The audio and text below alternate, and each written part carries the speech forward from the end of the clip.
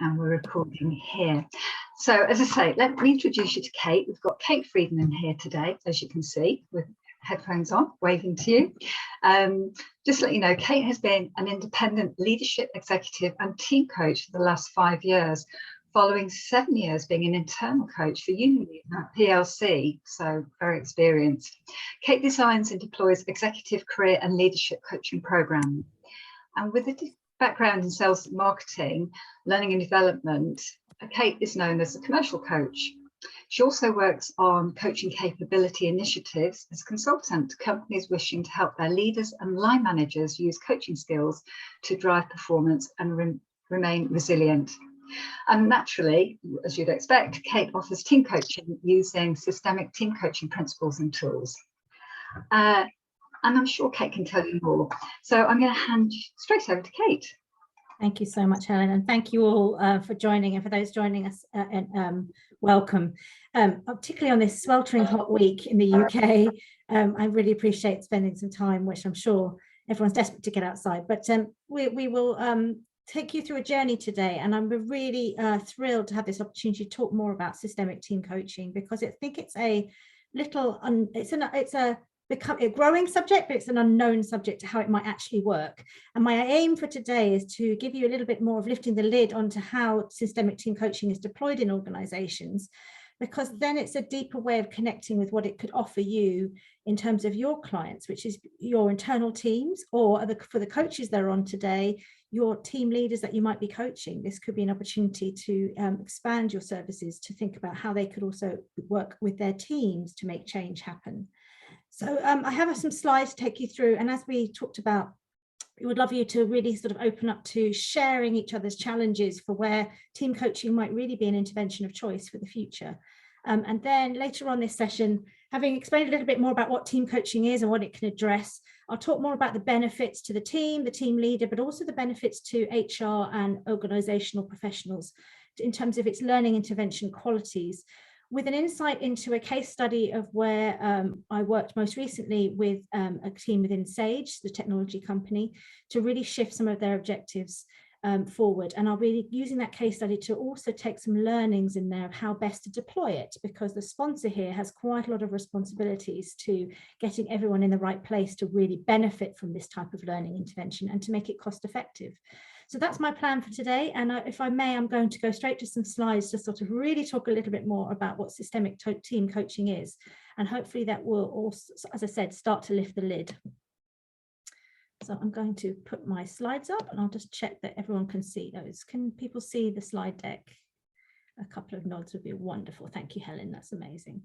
So as I said, this session is really to take you on the journey of what systemic team coaching is. And already we want to articulate that it is slightly different to what you might already know as group coaching or team coaching. It's a one-to-many coaching intervention. So I'm going to start by sort of bringing a little bit of light to what it is.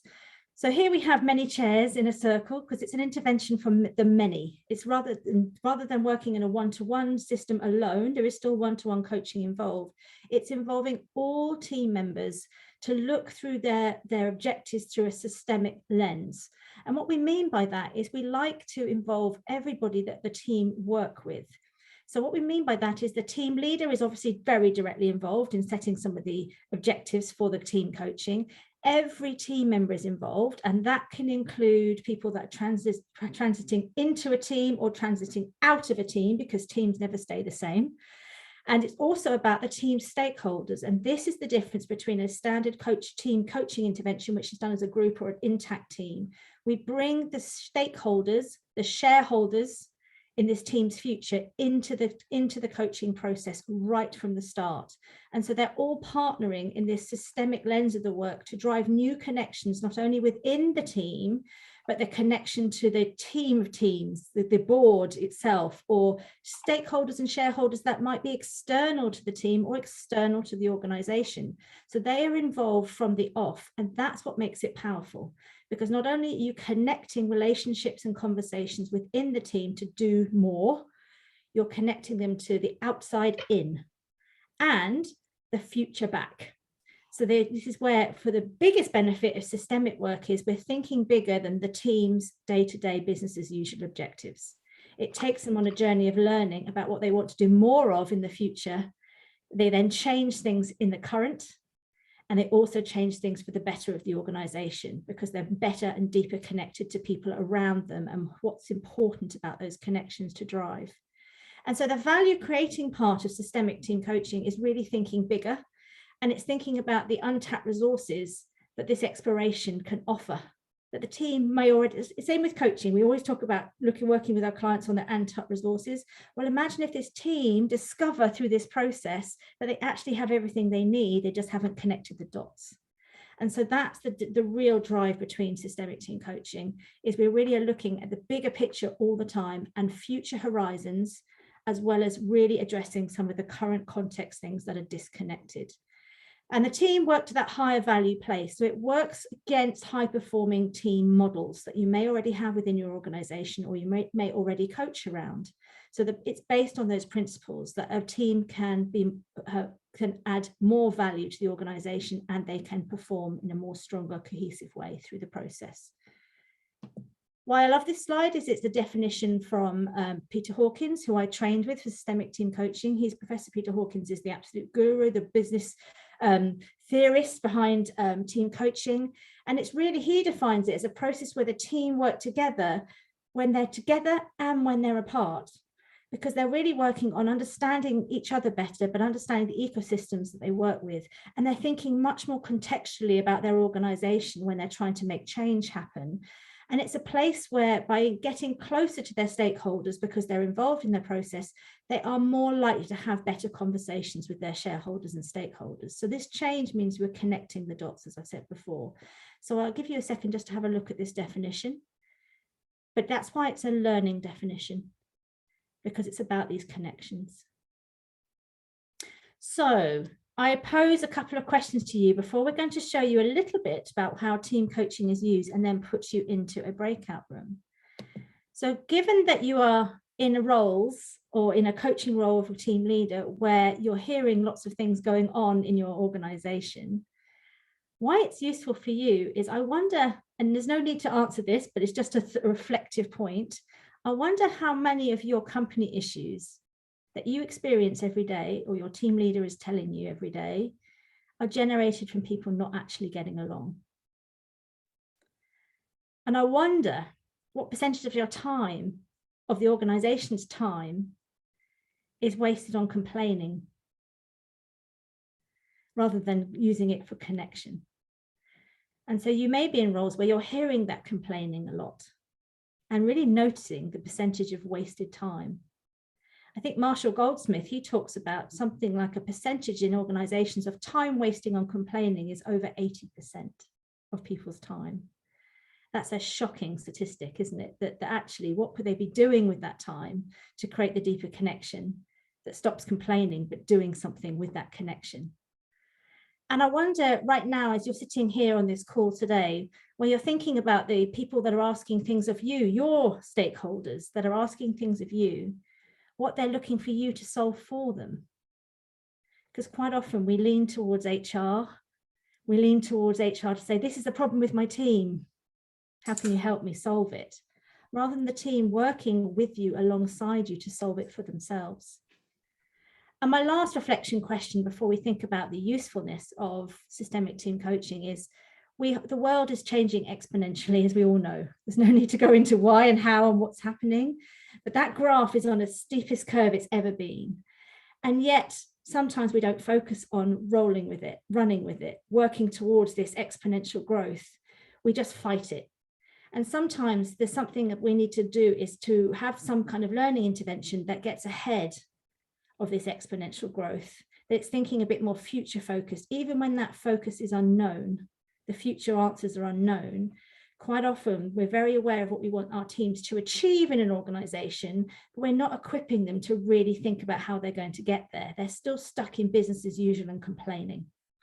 So there's something really powerful about using team coaching in coping with this exponential growth, in coping with the speed of change, and trying to get, if not ahead of it, alongside it, to always be thinking about the future.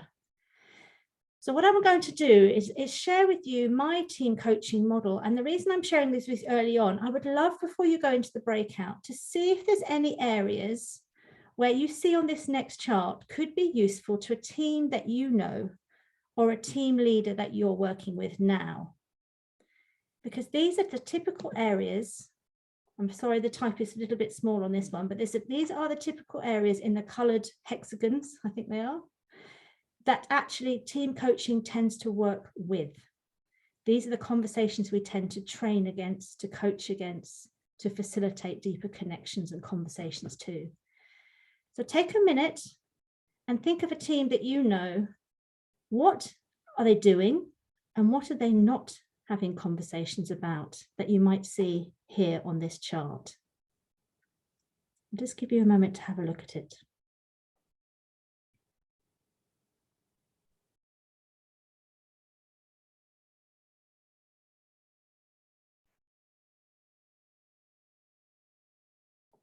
If there's any questions about the words, please do shout.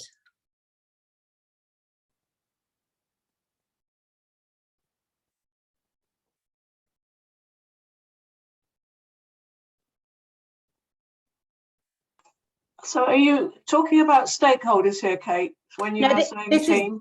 The team itself, so a team that you either know that's having problems or a team that you know is bringing its challenges to you, or if you're a coach, maybe these are the things that team leader is voicing to you that they haven't got sorted in their team. So these are team. This is down at the small team rather than the big team. It could be any size team.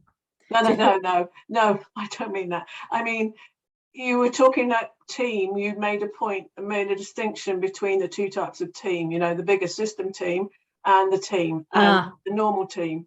I'm talking about the team as an intact group. Okay, thank you.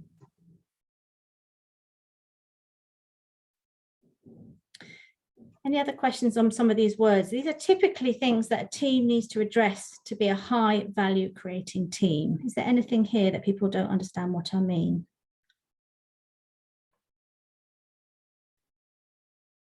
Okay, wonderful.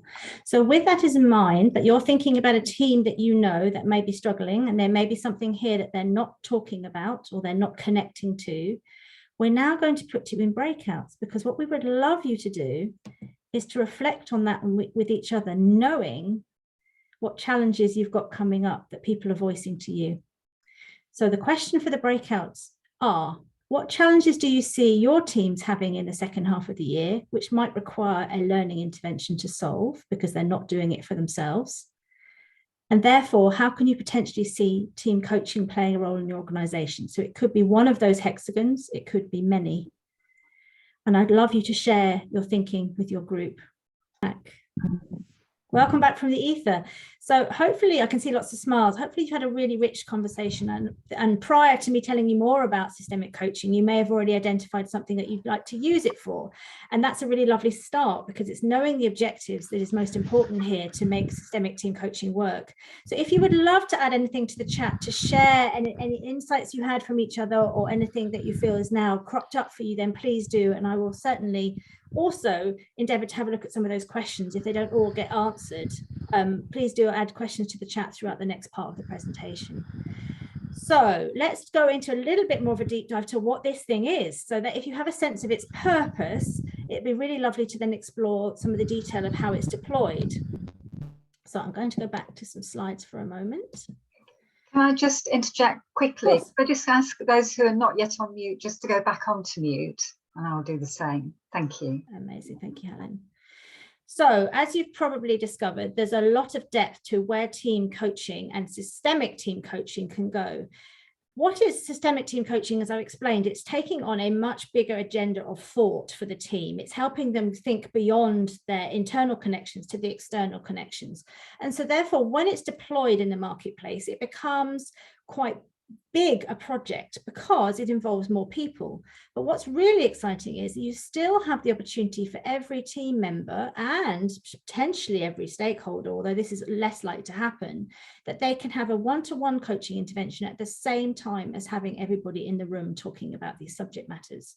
So individuals can still push their objectives for themselves and the team forward by a coaching intervention, as well as when they're together, the coach's job, and I'll explain why I say coaches in a minute, job is to really work the learning journey and co-create that with the team so they get all their needs at the team level met at the same time.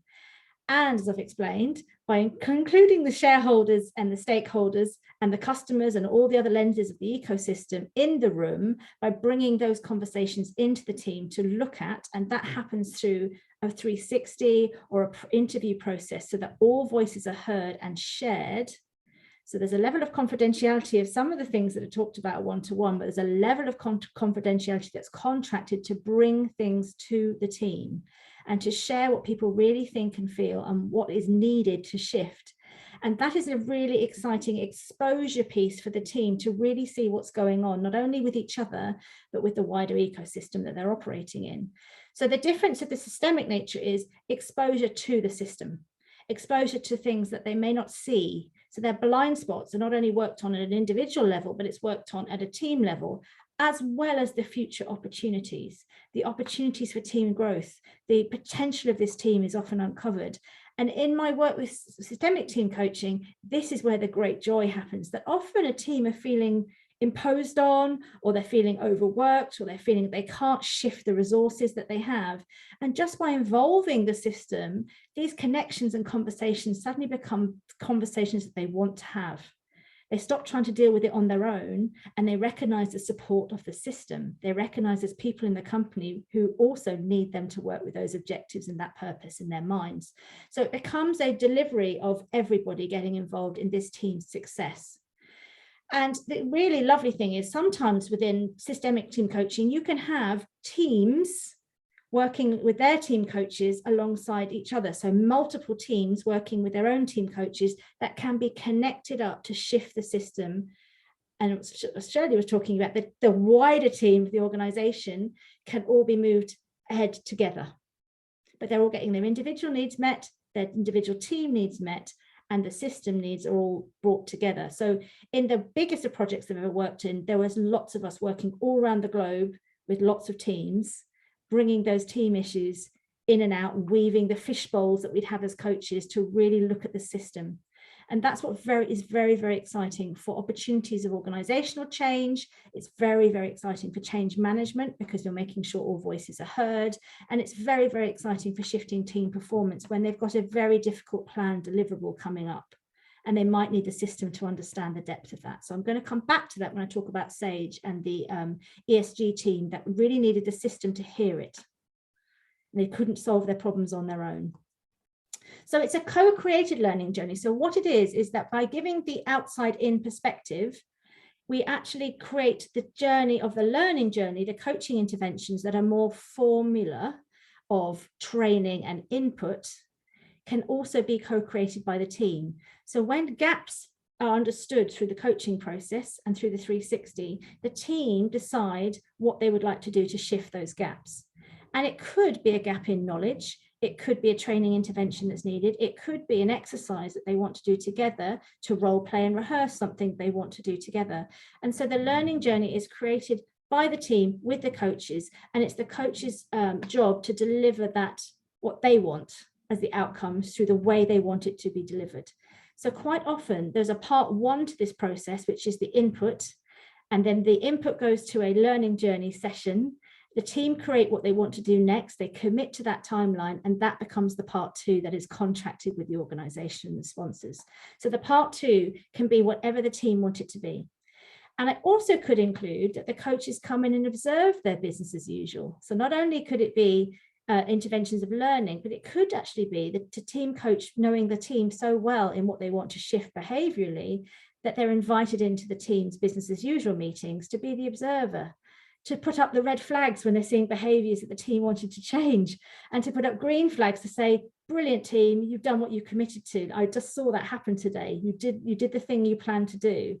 And so the team coach becomes very much an extension to the team throughout the process and an extension to the company. And this is why we tend to have 2 coaches on systemic team coaching, because the team can have a coach that's working on the deliverable of the intervention and also have a team coach that's the eyes and ears of everything that's happening during that intervention. And those 2 roles will be intertwined, because that means that the team are always getting somebody really working for them and working with them at the same time, who can really twist and turn the interventions and really make sure that things are landing and change is happening. So typically you have 2 coaches to partner for the entire program, and we play different roles. And I partner with a variety of different other team coaches based on what the objectives are and what the culture is of the team that I'm working with. So that's, again, to say there's a suite of people always available to make this process work as effectively as possible. In terms of, this is a very busy slide, and I forgive it, please forgive me, but really what I would love to turn your attention to is the blue boxes on here. The yellow is the more of the detail that we would share with any potential sponsor. The process of team coaching, as I've said, is a really phased approach. It is very much about doing the scoping and the agreement and the contracting well with all the stakeholders, the team leader themselves and the team. It is this inquiry and discovery phase. What do we want to work at? And sometimes that's where the work may stop. A discovery session of the team issues may be enough for the team to solve them themselves. But in the majority, they still need the team coach to partner with them to do the rest. So I offer things like discovery calls with the team, a half-day workshop, just to do sometimes the first 2 stages, to look at those modules, those hexagons, to see what's needed, because there may be other resources within the company that can take those forward. But then, as I said, it's about designing, if there is still gaps, what do we want to do about those gaps as a team, and how can we execute and engage the team to then work in partnership with each other to make things happen that can be reviewed and acknowledged that the change is there. So for example, if the team did not have a core purpose, then that might be the learning intervention that they need. It might be that the team really want to look at their ways of working, having done their purpose work. That might be the next learning intervention that they need. So each time there's very much excuse me, my phone's ringing. There's something that's developed specifically for that team, and it's bespoke for that team alone, and hence why every project is different. So typically, these are some of the things that I've seen happen through team coaching and really made a difference to the team, the sponsors, and the stakeholders. So as it's over a designated period of time, as I say, the typical thing that happens is the thing that the team is missing is common purpose. And that seems to be a really great place that most teams start with systemic team coaching. There's other things that then happen is looking at conflict within teams where relationships might be broken and haven't been fixed. And so quite often teams' differences need to be discussed, behaviours need to be discussed, and we might share things that need to be changed and come to an agreement with the team how they're going to do that for each other, with each other. There's other objectives here, like really looking at what shared leadership might look like for a team, taking on performance objectives and really being clear that everyone is aligned, and maybe aligning to the shareholders' objectives there and what might be different that the team would like to do and they'd like to recommend that the company do. So this is all about clarity of the guardrails of the team's commission. And then there's something about this, as I said before, the thing that I've seen the most happen is engagement to, from working on these key things of the team, is engagement to the outside. Engagement to their customers might shift. Engagement to the shareholders might shift. If it's working with a board, this might be engagement with a founder or a non-exec board or a private equity owner. It's really getting that level of team to work differently with somebody else that has an important role to play with that team's success. And therefore, with all these objectives, they tend to have outcomes of transforming the wider business. It could also be something else, because remember, this is the team's journey. So for those of you that are actually in charge of this kind of intervention or are looking for this kind of intervention, what is the benefit of systemic team coaching to you? So the first thing to say is that it is generally viewed as more cost effective than deploying a lot of one-to-one coaching, because one-to-one coaching will shift individuals, and as a conduit of that will shift other things that happen in the organization. But this is a way of doing it, as I said, with intact teams. If you really want change to happen, and you want change to happen over a period of time, this is an intervention that's going to ensure that everyone's aligned, bought into it, is working to the same commission, and has agreed to the change because they have co-created it. So the cost effectiveness of change is now something that's perceived to be, this is the learning intervention of choice to do that. There is certainly something really important about the psychological safety of working with the external partner on team dynamics. Often that is easier for people to voice where they're struggling, because just as coaching allows them to voice the things that they want to do and to have the mindset for change, this is working with the partners who come into an organization and they can tell us what's really going on, and we can use 360 and the co-creation of what they want to do about that to really rebuild something that needs fixing. And so the use of working with external partners is very, very powerful here for the team to voice what they really need to feel safe, and what they really need to then use that safety to voice what they need to move their work cultures forward. And therefore, you're seeing a rise in systemic team coaching for some of the rebuild post-COVID, where connections have been broken or lost or on pause. And so there's a lot more of using this against team dynamics, that now we've got hybrid working, and we've obviously got teams that are more disparate and more global than ever before. But how do we find a way of helping them work to voice what they really need voicing when there's been less opportunity to voice it? So for many, many HR teams, it's now being used as a huge retention strategy.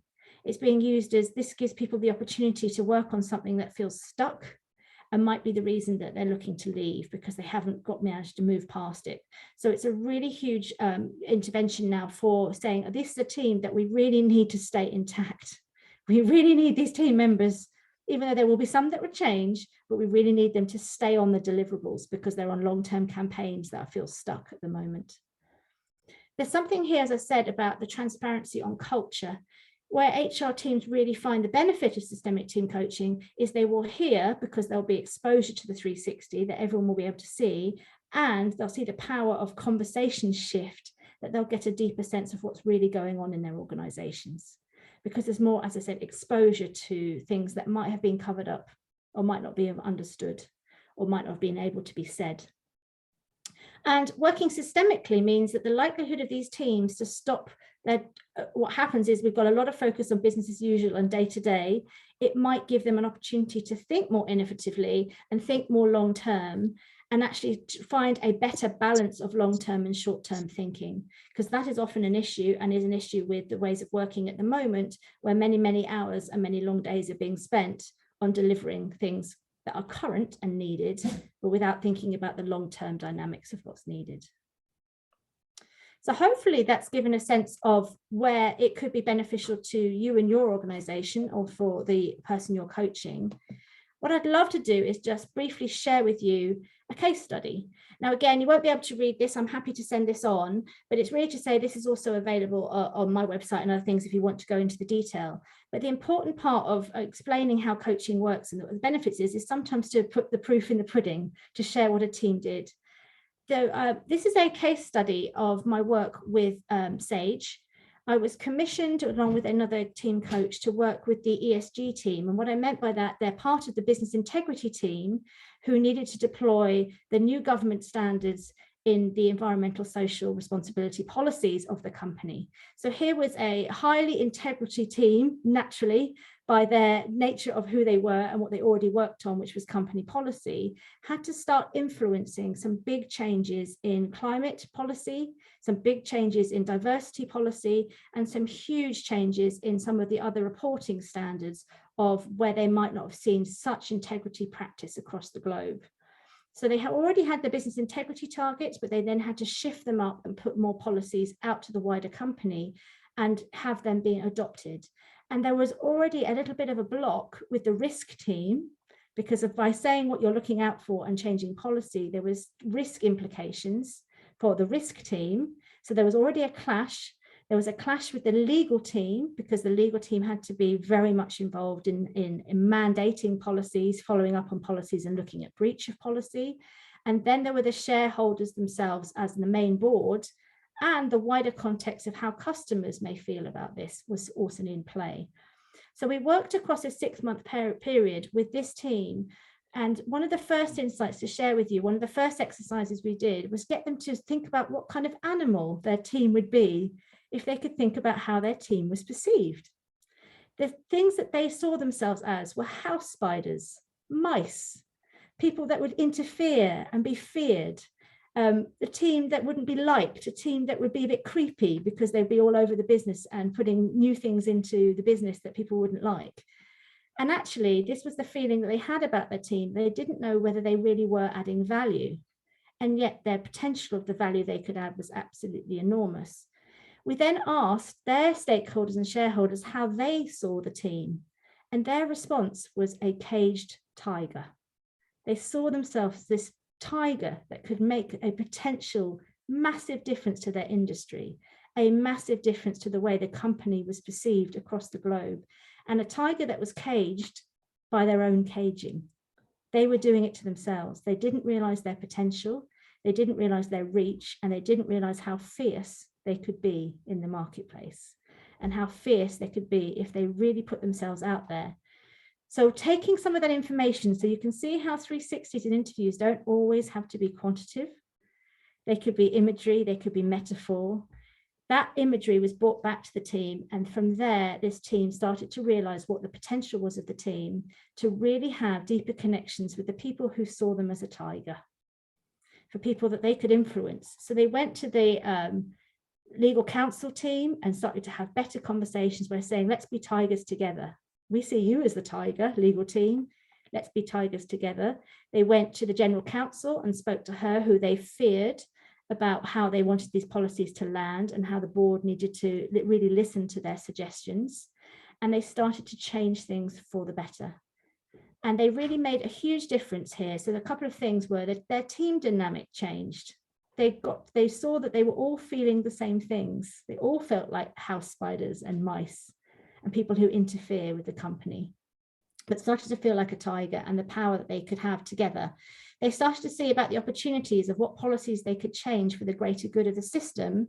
And they really got connected with the climate change goals that they really, really genuinely all felt that were massively important for the company. So they had a real sense of purpose. They had a real sense of how they could communicate that purpose to the wider organization. And they had a huge sense of opportunity of getting more done through better relationships, better listening, and better collaboration.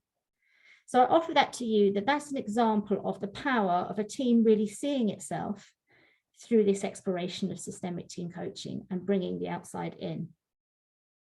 So I'll pause there. Are there any questions before I take a minute or two to explain some of the learnings from that project about how to make these things work? Is there any questions at this place?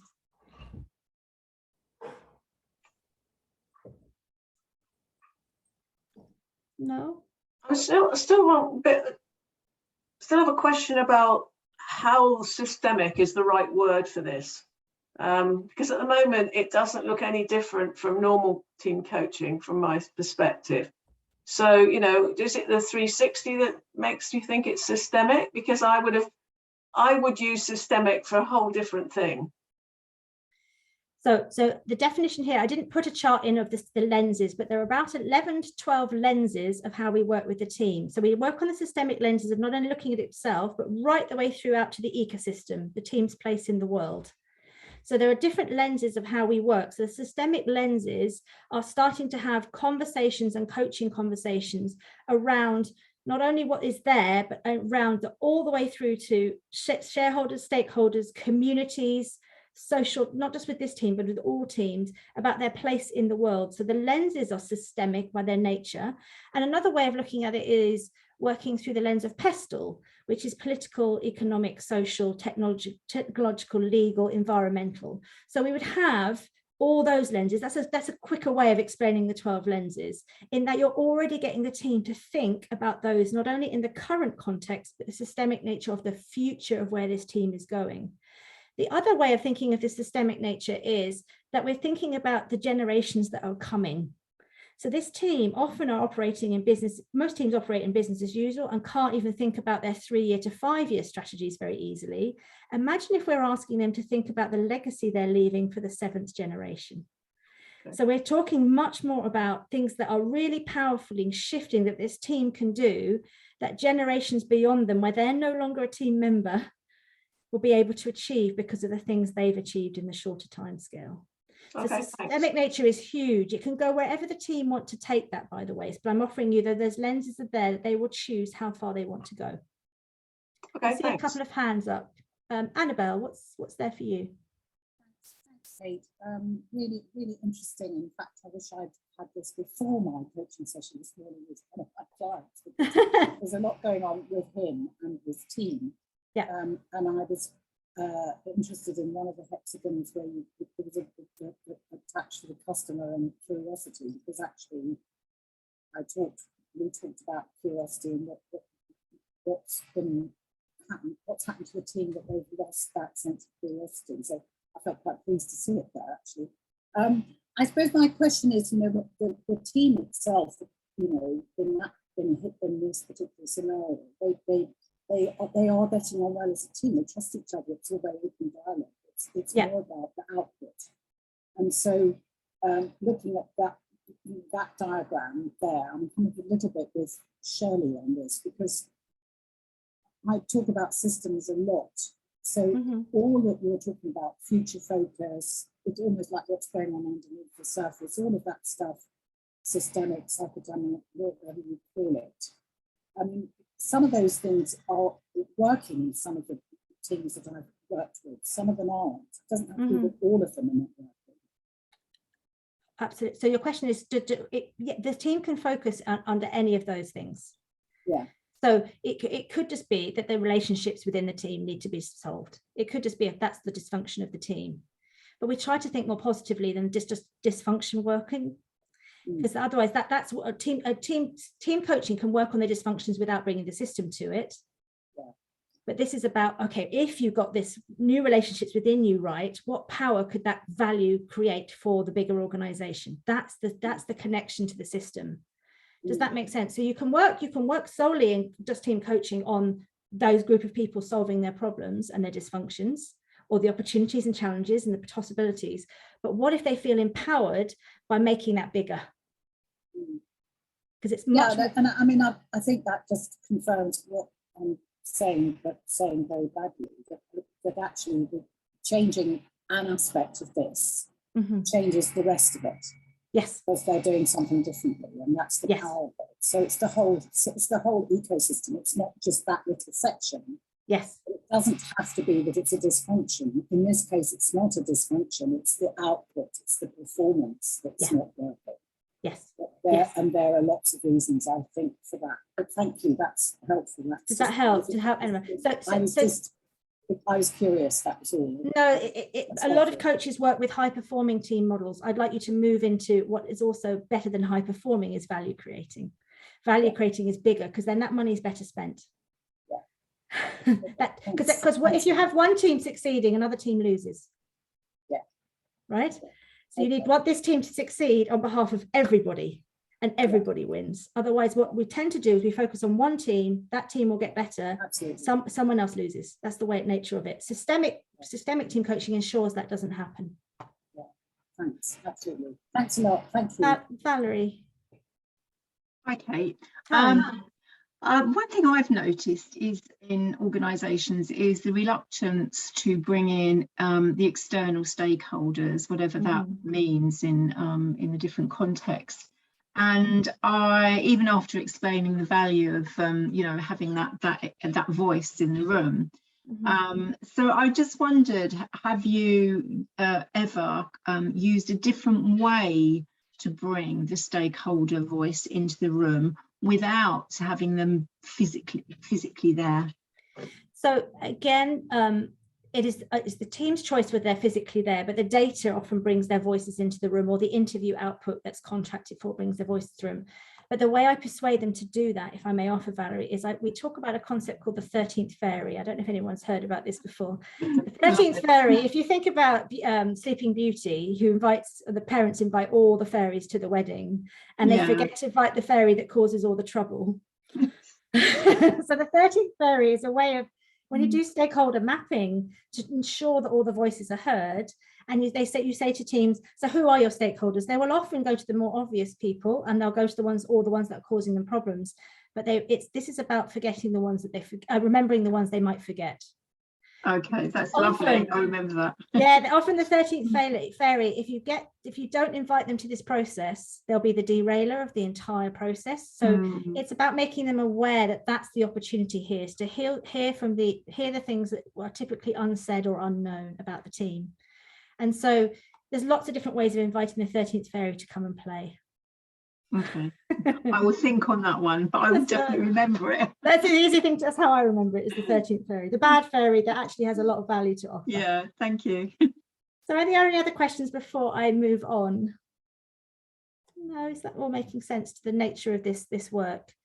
So for those that may be interested in deploying systemic team coaching as an intervention, there's a couple of things that I'd like to leave you with as thinking about. So this is really speaking to those that might be the budget holder or the sponsor, or there might be somebody who needs to explain to the organization why this intervention might be worth it, because it is complex. These are not easy projects. They go on for long periods of time, and they're very deep. And they go deep into the organizational change models. So the things that I offer to those in the room are that, first of all, really invest in a diagnostic. So get this voice into the room that we're talking about. It doesn't have to be a physical presence of this voice, but get the team to really see the pain points, and to see their own pain points within each other, but to see the pain points from people who are observing them, their shareholders, the wider system, their customers, their third parties that they work with. All these people could and can be invited to the diagnostic. The diagnostic can be hundreds of people. It's not sensible. We group them when it's lots of people like that, but generally their voices need to be heard, and find out who is the 13th fairy is really the good part of that. So it's about really investing in giving this access to many people to contribute to this project. And all team members do need to be brought into it, because every team member needs an equal play. And so yes, I said before, there'll be team members that shift, but this is about the project needs to make sure that everybody feels that they can contribute to it. The second thing to be aware of is be really clear on the outcomes that you're looking for. So the sponsor's outcomes may be slightly different to the team leader's outcomes. They might be slightly different to the team's outcomes, and the stakeholders' outcomes might be different, but we will sort through that process. We will help you see those, but the sponsor, before contracting a team coach, needs to be clear on what they see is the problem in the system in the first place, because then we can know what questions to ask of the diagnostic, and we know what to flush out in the system on your behalf. So that is a clarity point that really sometimes it's not really clear why the sponsor's needing this right now versus another intervention. And that's not, it's most helpful if we get that clarity on front, and it may change, and we will have conversations with you about that in the same ways that coaching objectives can change. So be really clear if you are hoping to do something like that. It does take time. This is another behavioral change initiative, a big mindset shift in team members and stakeholders with each other. And so these projects typically take 6 months to a year, and they tend to be better if they're ahead of the big deliverables. So I think Dave Stitt, who's not on this call today, is a coach with the TDC, who always talks about, if you've got a project in mind that you know is already going to be a problem, this intervention needs to happen in good time before it, because then you really are getting people really flying before they work on the toughest stuff of business as usual, because it will take some diary management, it takes people to be in the room, and it takes the conversations to happen to make the deliverable fly. And that's where the return on investment will come, is if you have a big project where you already know the team are going to struggle, get ahead of it. And the second bit here, just to finish off before we take maybe questions in the last couple of minutes, is be really clear to everybody, if you're going to do this, get everybody really involved in it. The internal contracting to the project is equally as important as the contracting that we do as team coaches, that they know that this is going to be something that they need to be part of, and that new team members will be onboarded to it. No one will be left behind if they're new. And the people that leave the team will be not considered ghosts in this project. They'll be considered useful resources, that they'll exit this project in a way that still is contributing. So there's always change management happening. And the last point, as I've mentioned, these projects work when teams feel psychologically safe to use the data, when they feel safe to be able to work on the connections. And that takes a little bit of contracting through the system. So the stakeholders need to be really clear that they are open to this, to having to hear the conversations that might emerge from this room. So that's me. And really what I leave you with today is a couple of opportunities for a couple of questions, but also to say that how I typically work in this space is if there is an opportunity in your organization, I do a consultation call as I would with any type of coaching. And as I said, I do these discovery sessions where sometimes it just starts the process of getting people to realize what needs fixing, to really understand what might be the benefit of the process within their organization. So I leave that with you.